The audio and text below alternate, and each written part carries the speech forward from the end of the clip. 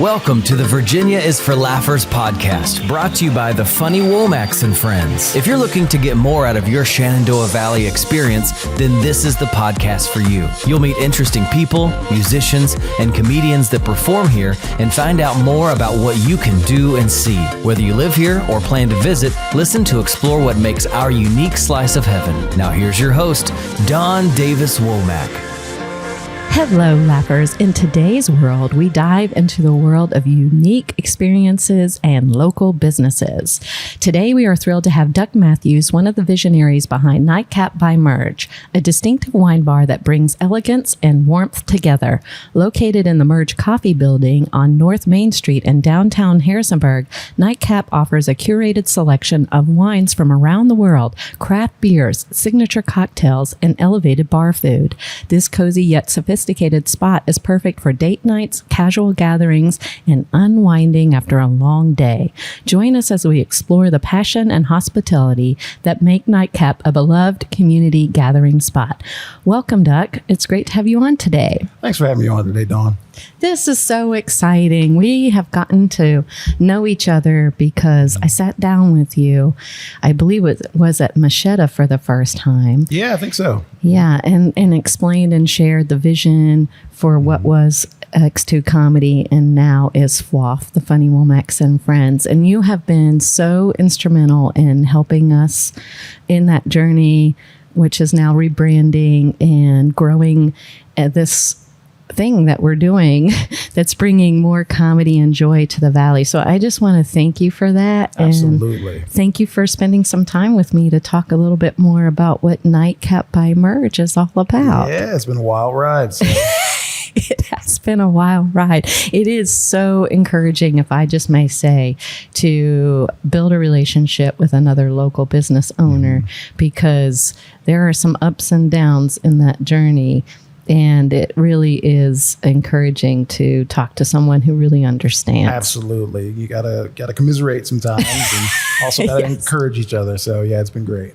Yes, it has. And this newest venture isn't exactly where you started. You have, I think, 4 coffee shops, Merge coffee shops, or 3. There were 3. There were 3. We're sitting in one of the 3. Right. In the building that used to house the coffee shop, one of our coffee shops, and we converted it into Nightcap. Okay, which is really great. And it's not just you. There is a group of owners. Can you talk to us a little bit about that and how you all found each other and why you decided to make some coffee in the first place?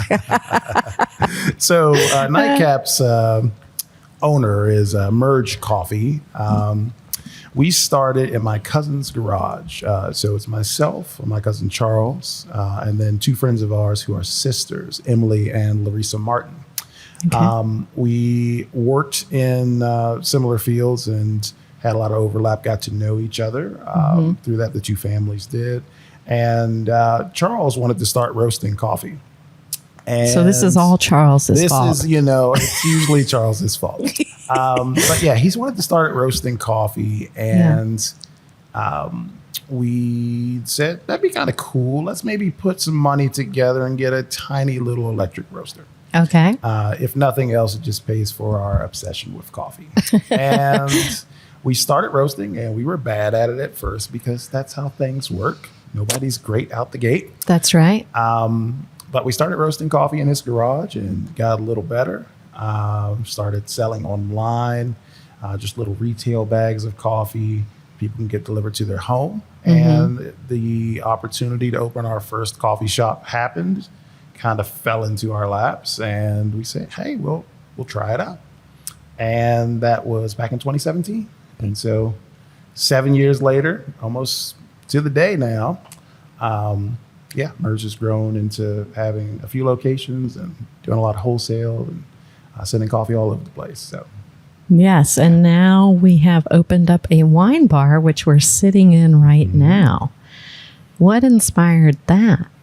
So we still feel like it falls under the broader umbrella of beverage.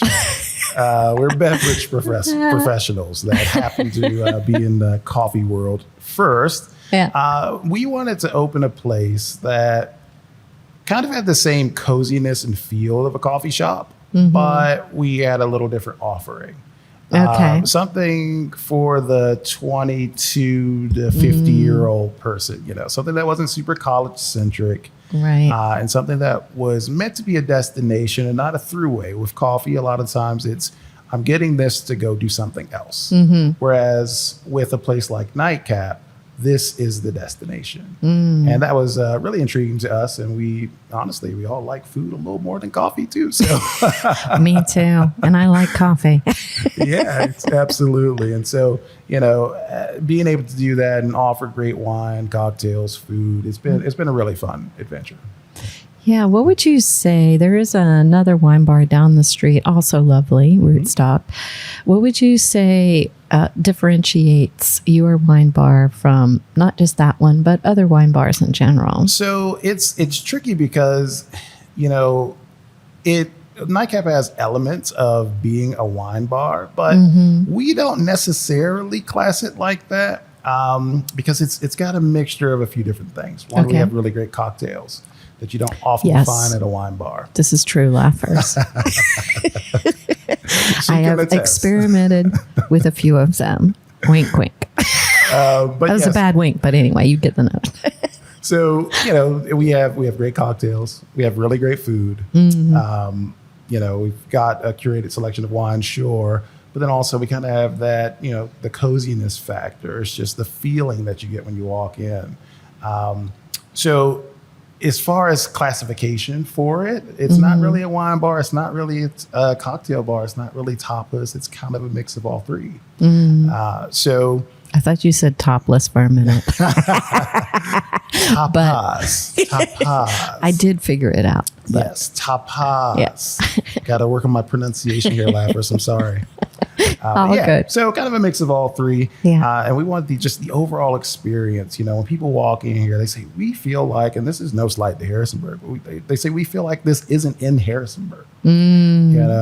Us being from, Charles and I being from D.C., larger city. Yeah, it does kind of have a little bit of that feel, an urban feel to it. Yeah. We wanted to have a little more of that feel, and that's not to look down on anybody or to say it's better than so-and-so, but this is just kind of what we were aiming for. Yeah. You have red and white wines here. How do you curate and select your wines? What's that process like for a business like this? So, going back kind of to your question about differentiation. So we've got Rootstock literally across the street. We could see it if this big building wasn't next to us on our left. But, excellent folks over there. I believe the owners from Bluestone. Yeah, absolutely. Bluestone Vineyard. So they're doing their own wines and, highlighting Virginia wines, doing a great job at absolutely. I agree 100%. So we're not going to try to compete on that, we wanted to complement each other. And so we're curating from across the country, using folks that are experts at finding great wines.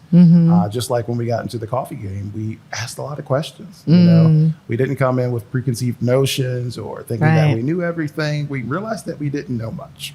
And so that enabled us to become award-winning coffee roasters. And same with our wine curation. We've got a lot of compliments on our wine list and people feeling like it's serving a good spectrum of people. So what does that process look like when you're selecting them? Is there some online research and then a tasting? Yeah, tastings mainly. Our philosophy with beverage, once again, is taste rules everything. So I like that. You learn the rules. Okay. But taste is going to govern where you go. So that's how we approach it typically. We taste everything. I love how you curate the wines here. That is really awesome. Yeah. I want to be a part of this wine tasting process. We had a tasting yesterday. I'm sorry. I should have texted you. You definitely need to text me next time, friend. But it reminds me how my friend over at PrePOPsterous Popcorn takes all this time to curate so many sweet and salty flavors. Yeah. Oh, wait a minute. I happen to have some right here. This is amazing. This is a chocolate flavor. Pairs well with dark wine. What do you think? Dark wine, red wine. What do you think? That will work. This absurdly flavorful popcorn is the best. So amazing. Their kernels are grown right here in the Shenandoah Valley. Their factory is 100% nut free. They have Virginia's finest trademark, which makes them a top specialty crafted food here in Virginia. And you can give it away for literally any occasion as a gift. Perfect. And because you are a laugher, you get a 15% discount when you use LAUGH15 and go on PrePOPsterous.com. That's PrePOPsterous.com today. And then that way, when you get it and you don't give it away, you can also munch on it when you join us on next week's episode. What do you think? Absolutely great. Delicious. Definitely get you some of this. Get that promo code. I know. Save that money. So back to you, Duck. How do you ensure that Nightcap offers an elevated yet approachable experience to the community? Ooh, that is a good question. Thank you. So I think, we try to pair excellence with approachability. Okay. And so, yes, we want to do the very best job that we can. And, when people come in, I like to walk them through the menu. Something as simple as numbering the wines on the menu. Oh. So that you don't have to try to pronounce so and so and so and so and so. You can just say, hey, I'd like to explore some wines. Maybe I'll try this number 2. That way, you're not already feeling like you don't belong, because I can't pronounce Lavelli, Famille, Perrin, Rosé. That gets to be a little much for some people. Some people don't want to sound dumb when they're sounding something out. So it's just little things, little touches like that. Yeah. You can come in here dressed up or in shorts, and it's totally fine. People don't feel out of place, which is really cool. But yeah, we just try to do the little things just to make sure that people feel welcome, but also can have a really great experience. Making sure that people are taken care of, I think is hugely important in food service. I like that a lot. For someone who has never been inside of here before, and they're only seeing just a portion of it, how would you describe the decor, the atmosphere, and the kind of ambiance that's created here? So, decor, atmosphere, ambiance. So, like I said, we're kind of that mix of elegance, but also still approachability. Walls are kind of a off-white, almost a creamy color, but not too much. Lots of natural wood. Obviously, we've got giant windows in here as well. They're gorgeous. I actually love them. Windows, little bistro lights, and just little light accents, which are really nice. During the day, it looks a lot different than it does at night. We lower the lights a lot, and that daylight still comes through the evening sun, which is really nice. But yeah, it's kind of clean, but it also still has some warmth to it. Something that was really important to us was, once again, the experience. So if you go to like a luxury hotel, for instance, what's one thing that you notice in a luxury hotel that tells you you're in a luxury hotel? When you get to the room. When I get to the bathroom. The bathroom. If you take a look at our bathrooms, they are very nice. They're always clean, and they are very, very nice. There's like nice hand lotion in there, and nice soap. Even the paper towels aren't in a dumb dispenser. Cintas is not in there. So it's just little touches like that. People walk in, they go, whoa, okay, there's nice art in the bathroom. Yeah, that's true. Yeah. So it's things like that, Wow. Now with the bar food, the elevated bar food, can you talk to us more about your menu items that you offer? And what are some of the most popular ones? So it's really funny. Like I said, I like to walk people through the menu when they come in. Yeah. And when we get to the food, this is my line usually. It's like, hey, the food is amazing. It's not just okay. It's really good. And that, may sound a little pompous to people sometimes, but I say, just trust me on this. We only have 6 items on our food menu. So we can't afford to not have good things in all of those slots. I see, yes. So hyper curation is kind of how we approach it. Most popular item, it kind of goes between our wings, which we change pretty occasionally. Right now we're doing a cherry blossom wing, which is really good. I have not had that, so I'm going to put that on my list. Really tasty. It's got a black cherry dry rub on it. And we garnish it with some rose petal. Just kind of a homage to DC again with the cherry blossoms. Yeah. Yeah, just fun stuff like that. And then probably our flatbreads are really popular as Yeah, well. I like those. We've got a vodka pepperoni flatbread as well as a carnitas flatbread, which you just won't find anywhere. And then dessert. There's a gentleman We that cannot forget. Dessert first, I say. yeah, there's a gentleman that owns an Italian restaurant out in Shenandoah County. And Really? he comes here just for dessert. We have tiramisu that he's like, this is better than my tiramisu. Whoa. So he comes here just for tiramisu. Yeah, That's it? yeah, it's pretty amazing. So, Who is the chef? so Charles is leading the charge with the food. He's great at it. Charles is always up to something. He is always up to something. Yeah, so he is killing it with the food. Where does he get his culinary experience from? So I mean, I think it's just here and there. Okay. I know he's taken some cooking lessons and that kind of thing in recent times. But yeah, he just loves to experiment and try new things and kind of dial it in. So the menu changes then. it does. Yeah. How often does it change? We are trying to find the rhyme and reason to that, but Okay. it's definitely going to be seasonally, but we still switch things out kind of as we go. So we had a hot honey margarita for a while that was really popular, and we changed that to a dragon fruit margarita just kind of as the seasons changed. Gotcha. Yeah, as we grow, and we're still in the first 6, I guess we're at the 6-month mark now, but still pretty early on in it. So we're figuring out what people want, We just added happy hour not too long ago. So Yeah, I that's saw really that. cool. Yeah, some bites and different little things. Just get people in the doors a little earlier in the day. So, Right. but yeah. From a business perspective, what is involved in terms of changing the menu? I imagine there's cost in printing materials and things like that. And how do you go about doing that in a cost productive way, yet still keeping brand with your look and all of that?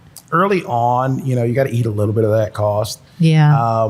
It's not the kind of the way we went about it was we went with a cost-effective solution to begin with. So it's just, a heavy stock paper menu. Okay. It's not like we have to do a whole bunch of, crazy lamination or anything like that. We just get a little sleeve that we put it in and call it a day. Okay. And this is, this place seats 35 people max, and that would be stuffing it. So it's not like we have to have 200 of these. So I see. Right. Yes. When we said cozy, we meant cozy. yeah, absolutely.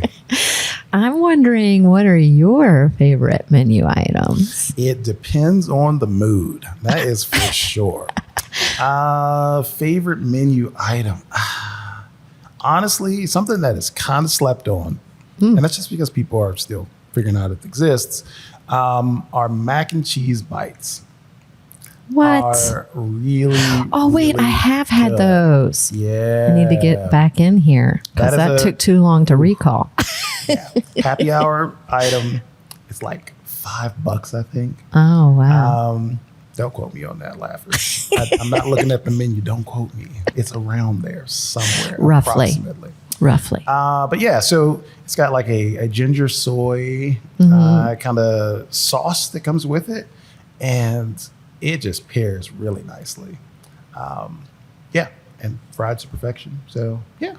Does Charles come up with all the menu selections, or do you all as a team say, hey, Charles, what about adding this menu item and that menu item? It's pretty collaborative. Okay. We kind of overlap and have a really good synergy from working together for 7 years. Charles and I have always been in cahoots doing random projects and business ventures and that kind of thing. And then with Emily and Larissa, we just know each other well enough now to where there's no ego involved. That's good. He's kind of spearheading the food, but one of us will say, hey, what if we did this? Okay. Or I'm kind of doing the cocktails, and they'll both go, hey, have you tried this maybe? Or maybe we'll do this. And we're all just like, we all want to win and win as a company, not as individuals. And so we're always wanting to collaborate because there's more power in that. You can create something a little more beautiful and bigger than yourself in that collaboration. I want to talk about that a little bit because you see different business models out there, and there'll be a single business owner, and there's a beauty in that. They're calling the shots, they're moving it in the direction they would like to. Of course, we're all succeeding from failing our way forward and figuring that out. And that it would look different than a group of 4 business owners. So can you talk a little bit about how you all have figured out the best way to work together as a collective group of owners from, throughout the 7 years? Yeah. Has things changed? What did you figure out works best? And can you give any recommendations to people where there might be a group of a few friends that might want to go into business together, but they're like, well, I don't know how that works. So can you talk about that? Life definitely moves on and things change. I mean, in any relationship, whether that's romantic or platonic, you're on a journey. And so you're going to change. That's true. Alongside of your circumstances and situations. And so I think having that understanding, firstly, is really important when you have business partners.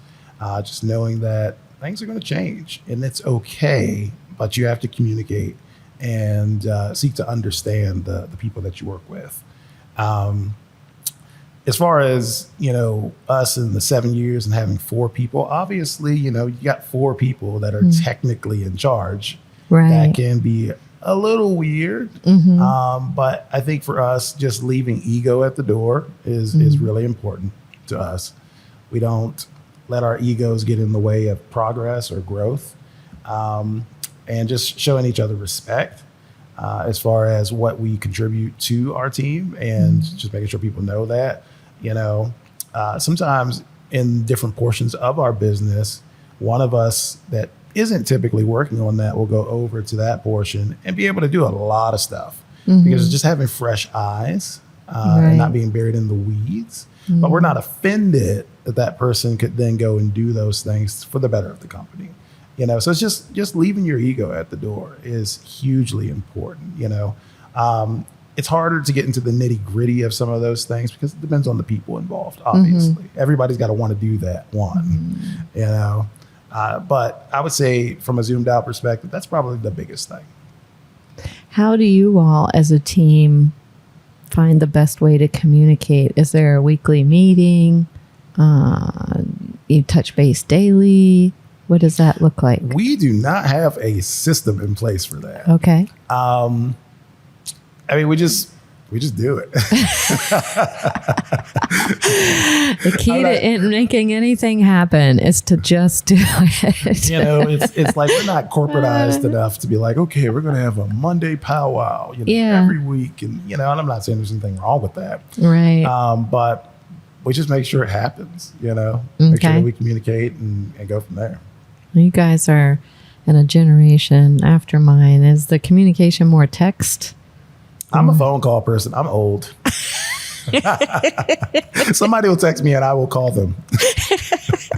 I think it's because you're people oriented like me. Yeah, that's true. I prefer the direct connection face to face or by the phone too. I like the clarity of a phone call. I can understand your tone, intentions, inflections, sarcasm.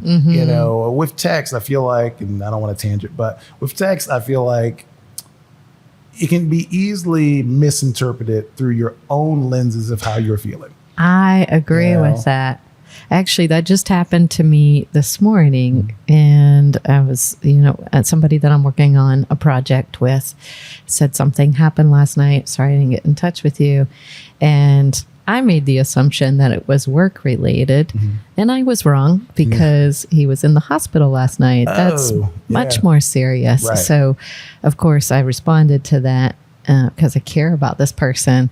But that is a definite example of how that can happen. Yeah, somebody forgets to put the emoji that they always put in. And you're like, well, is this person like serious or are they not? It just gets to be a little hairy. So I would much rather just call you. And I like when you do it. That's fun. Absolutely. You have cocktail concoctions here. You've mentioned a few. Can you tell us more about what's available and how you guys come up with these different concoctions? So Our cocktails are actually all wine-based, which is really funny to people because it's not a hugely popular thing. Right. This is one of those, how would you say, basically one of those things you do to figure out kind of a way around some stuff. So with ABC in Virginia, there's no technical bars in Virginia. There are restaurants that have bars. To have a liquor license to where you can do tequila and vodka and those types of things, 50% of your sales have to be food. And so a place with 30 seats, 50% has to be food. That would just not really work out. So a beer and wine license is the way to go. And so we're using what's called a fortified wine as the base for cocktails. So we have a few different options for that. But a fortified wine is just an infused wine. Okay, thank you. I knew you were going to get there. I'll take, help us out, Doug.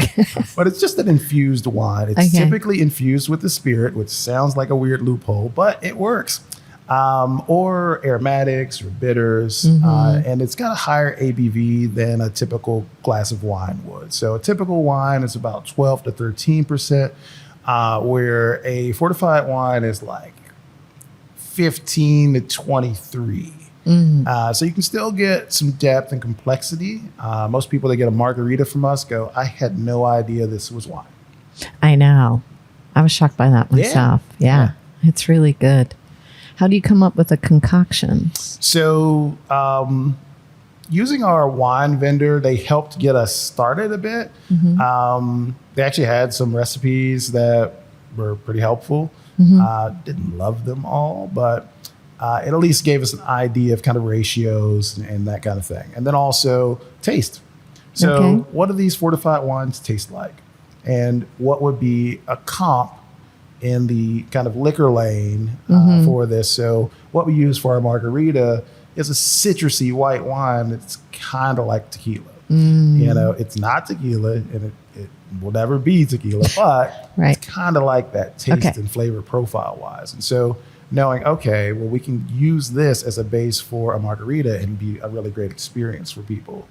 ChatGPT also is a really be handy, I must say. Yeah. You know, you use that as a collaborative tool, not as a problem solver. That's right. And so saying, hey, I have this, and I would kind of like to maybe do this, you know, give me some ideas to start working with. And so everything gets tweaked, obviously. But we like to use unconventional tools to try to figure some stuff out. And unconventional. Yeah. What is unconventional tools? Well, unconventional tools like a ChatGPT, you know. People will look at that and go, oh, that's cheating. And it's like, well, no, it's just the tool. I like it as a brainstorming tool for sure. It's a collaborative tool. And it sparks ideas. It certainly has for me. Yeah. Have you been to other wine bars like this elsewhere? You mentioned kind of this has a bit of an urban DC feel. Are there wine bars like this? I'm sure there are modeled out there. I think the only thing that would be kind of like this would be down in Stanton, the Green Room. Yes. Yeah. So it'd be kind of like that. Yeah. Did you use that place as an inspiration to kind of design this one, or? Maybe very, very loose concept. Okay. But yeah, as far as menu and that kind of thing goes, we were like, we'll just figure it out. Yeah. Just figure it out. That's the way to do it. How has the community responded to Nightcap so far? It's been really good. Yeah. The winter was crazy. A lot of times on the weekend, it was standing room only. Harrisonburg summers are always interesting. So it's a little slower. A little bit slower, yes. Yeah. Our target demographic, I forgot that they have kids. And they go on vacation into the beach. Kids are in camp. Their schedules are different. Yeah. Yes. And so summer's been a little slow, but it's still, been great as far as learning experience goes and just kind of working out the kinks.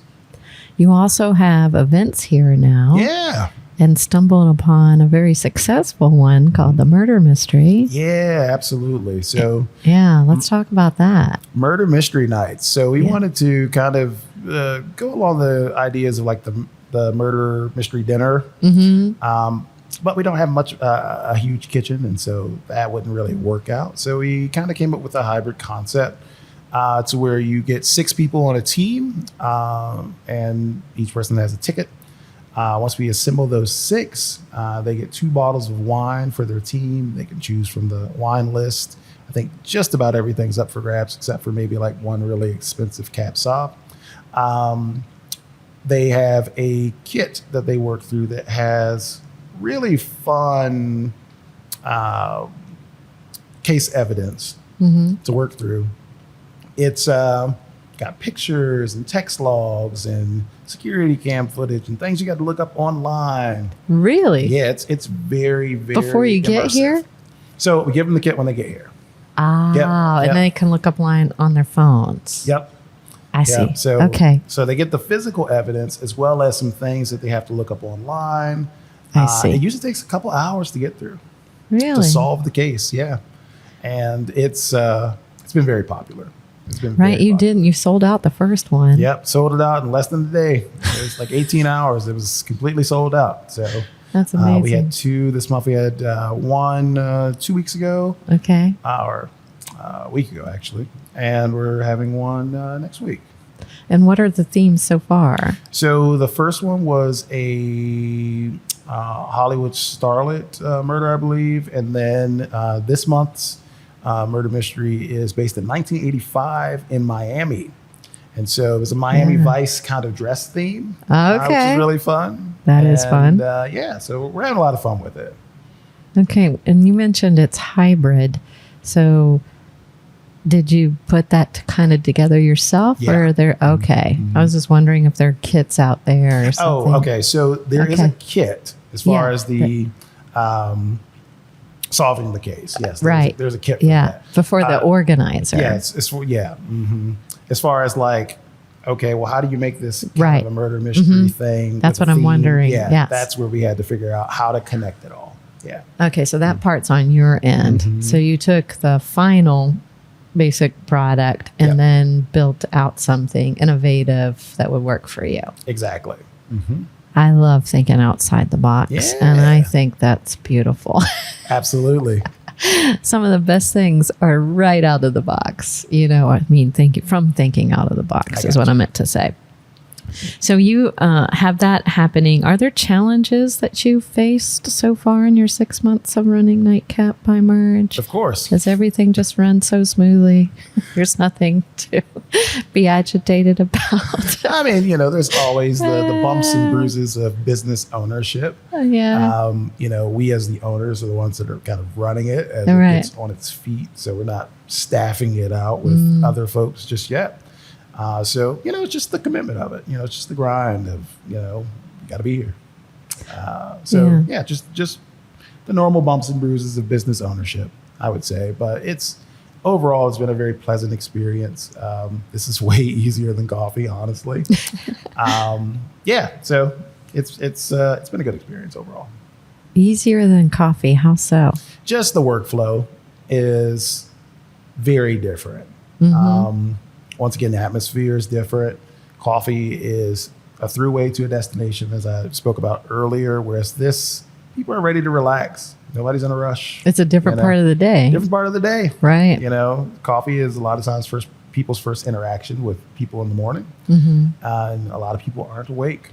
It's just kind of how it goes. Right. So it's not about crushing the rush or getting this done as fast as you can, but it's about creating as good of an experience as you can. So it's just a different muscle.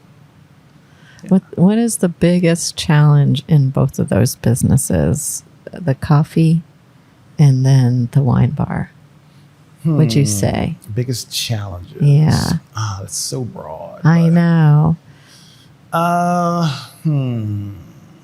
Because those are two very different industries. They are two very different things. Even though they're both hospitality, it's a different type of hospitality. Right. I would say, You inventory is always fun. That is always fun because there's so many little things. I mean, when you start to think about cups and lids and flavors and coffee and, supplies and milk and stirs 4 and types of sugar milk. packets. Yep, Truvia and Splenda. Yeah. So inventory is always kind of a bear. So that will probably be for coffee. For Nightcap, we haven't been around long enough to kind of have a good idea on what the big thing is to work on. Because it all feels like it's something that we're just continually learning as you go. And trying to grow it. So, yeah. Okay. What is the funnest part of running the coffee business, and what is the funnest part of running the wine bar? So, coffee business, I mean, just being a part of the community, it's really cool to be a practical part of the community. That's really nice. Where you go out in town and see people that you know, and, so that's really nice. Just getting to know people. The relationships. Yeah, the relationships. I would tell anybody that moves to a new area, go work at a coffee shop. Yeah, making new friends. Yeah, make some new friends. Yeah. You get authentic connections because you're not saying, hey, let's get together and I don't know you, but I want to learn about business. Yeah. It's like, get to know them over coffee and then you can kind of grow from there. It's a little more organic. And then for Nightcap, just making creative stuff is really fun. We added creme brulee cheesecake. Yes, which he had me try the last time I was in. I was thinking I had you try, but I wasn't going to expose you.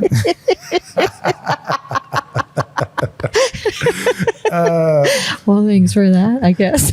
I mean, I wasn't going to put it out there, but since the cat's out of the bag. But yeah, so creme brulee cheesecake, it's like you just not going to find that anywhere else in town. Yeah. But we take a slice of cheesecake, we coat it in raw sugar, and we torch the whole thing.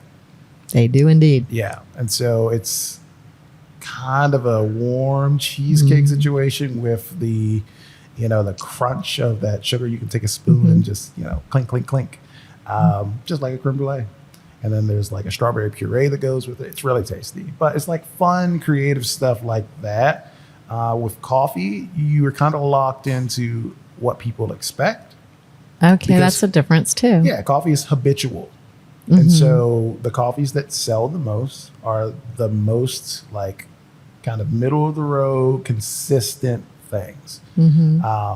Vanilla latte or a cup of drip coffee, and you can't deviate or force people to change from that. Whereas with Nightcap, we have the opportunity to be a little more creative.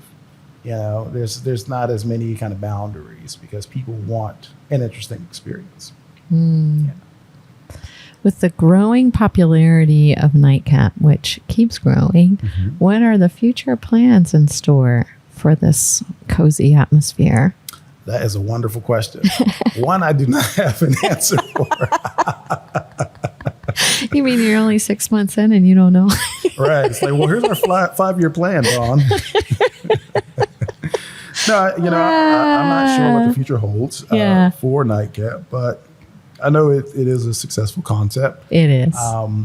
It's a lot of people have told me just, hey, this has saved Harrisonburg for us, and I don't feel like it's that extreme, but it is nice. I like the sentiment, though. Yeah, You've exactly. brought something unique, and exactly. It's just having something a little different, and also something that is just not college centric. I don't even market to college kids because that's a different demographic. College kids, you are welcome. Just Absolutely, so you are welcome. Just don't tell a bunch of people. We're total fans. We love you. My husband's a professor at James Madison University, so we certainly appreciate all that you bring to our community. This is a college town, and it's not just James Madison University. We have Eastern Mennonite University, absolutely, Bridgewater College. Am I missing? Oh, Blue Ridge. Blue Ridge, absolutely, which is just down the road. So our young people are our future, and they're going to be coming up with creative businesses like this too. Absolutely. Yeah. So that's great. And for these college students that we just referenced, or anyone that is thinking about getting into hospitality and opening up a business related to that, you have a wealth of experience. What kinds of advice would you give those individuals? Do your research. Ah. I feel like everybody should have to work in food service for at least half a year just to understand what all goes into this. Do your research. Also know why you're doing things. Understand your why and understand or do your research so that you know what you're going to get out of this. You're not going to do this and get rich. Just going to keep it 100%. That's not how this works. We do this because we love it. So make sure you understand that in hospitality, oftentimes it's a labor of love and not because you think it's the highway for financial success. Now, financial success can be defined different ways by different people. I should probably say it's not a highway to get rich. It's probably a better way to put that. Yes, because you can make a living, certainly, you from can definitely make a living for a small business. And doing the thing that you love and enjoy. Yeah, absolutely. You have an interesting background in photography and videography. You were a wedding photographer, right? For how long? My wife Marlene and I did that for 10 years. 10 years.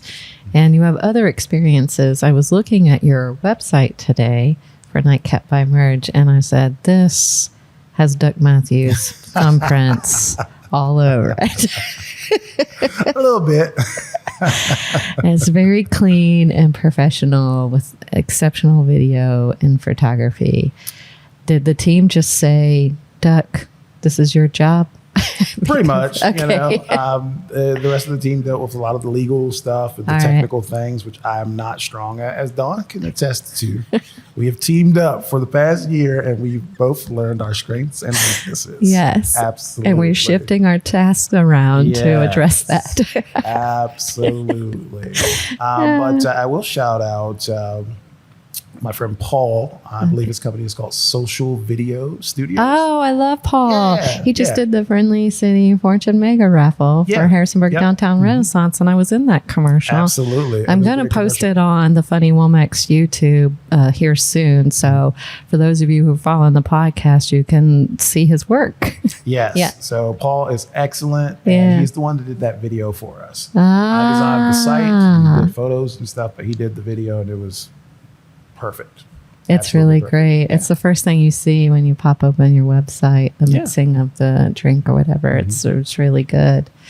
Yeah, I would want to ask you too, again, for the people who are thinking about opening up a hospitality business who may have some different skills and they might think about joining a team to open up a business with a few of their friends. What would be your advice to figure out who should do what in terms of what their strengths and backgrounds are? So definitely knowing yourself is half the battle. I count ourselves really lucky and blessed that, we haven't killed each other over the past 7 years. Because, we were all kind of growing and learning in different phases of life. Charles has an 18-year-old son now. I don't have any kids. And, Emily's not married. And, it's just, we're all at different phases of life. And, we feel really lucky that we figured out how to, work with each other's weakness and strength, just, hey, you're better at this than me. And it's okay. You're better than this at me. Please help me. Yes. Yes. So I can affirm that works well. Yes. Absolutely. You know? So once again, going back to that statement earlier of, just keeping ego at bay, leave that at the door, and knowing yourself, knowing your strengths and weaknesses and being honest with that. And then whoever you decide to go into business with, just making sure just some of those core qualities align, how you want to do business. Are you filling in the gaps for each other? If you're kind of geared similarly, who's going to fill in the gaps that you both have? Are you going to outsource it? Right. And that kind of thing. Right. Yeah. Just coming up with a clear game plan is hugely important. And that's just gathering as much information as you can. So about what you want to do, about who you want to do it with, and how those pieces line up. I agree with that. That person I talked about earlier is okay, by the way. It wasn't serious, but that checking your ego at the door is something that I value about our working together on this project, because we're we can calmly just say, you know what, I don't know that, or you're better at this, and reaffirm to each other not to take it personally, Right. because the end goal is we want to win, to provide something really wonderful for the community, and we want it to be a positive experience for everybody who wants to be a part of it. So I think that's really important, is clear communication and being okay with that you don't know everything and you can't do everything. Yeah. Absolutely. One more question before we wrap up here and ask people to get how they can get in touch with you and follow you and all of that. I'm thinking you've got a wealth of experience in different businesses, and then most recently with Merge Coffee locations, and now this. You know, hindsight is always 20/20. Absolutely. If you could do it all over again with the Merge Coffee companies and now the wine bar, what one thing would you do differently given what you know now? I would say just scaling fast was not the best decision. Yes. Yeah. So Yes. we went to, we had 3 cafes in 5 years.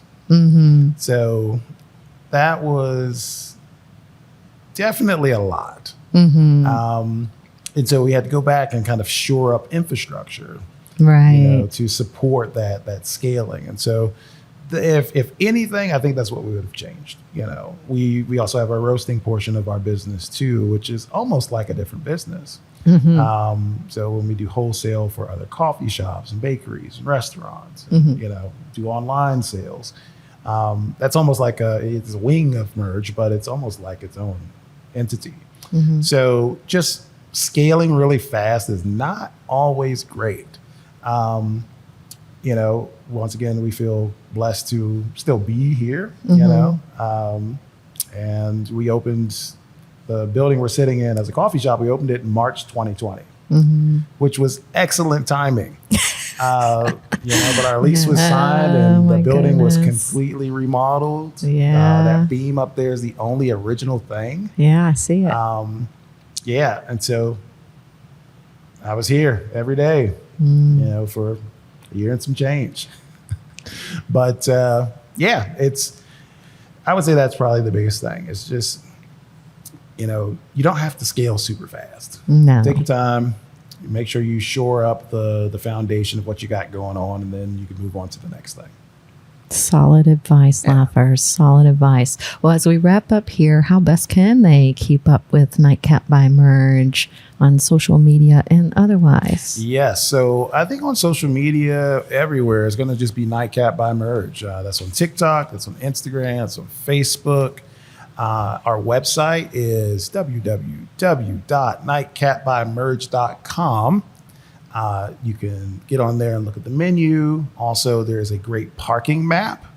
Because there is a great parking map there. Immediate parking lot has 4 It's parking small. spots, but there are a good 30 just across the street.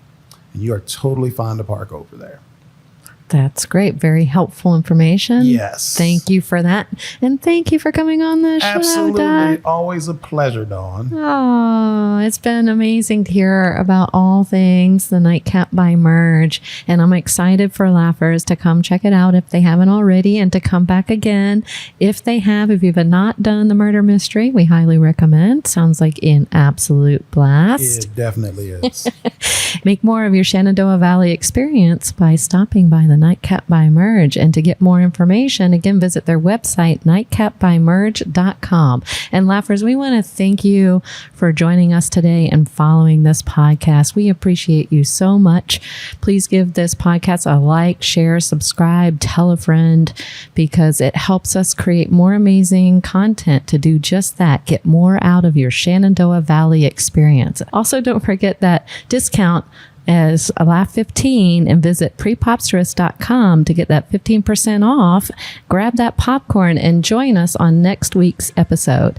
And lastly, and most importantly, thanks for tuning in, Laughers. Out of all the podcasts out there, you picked us, and we think that's pretty darn special, just like you.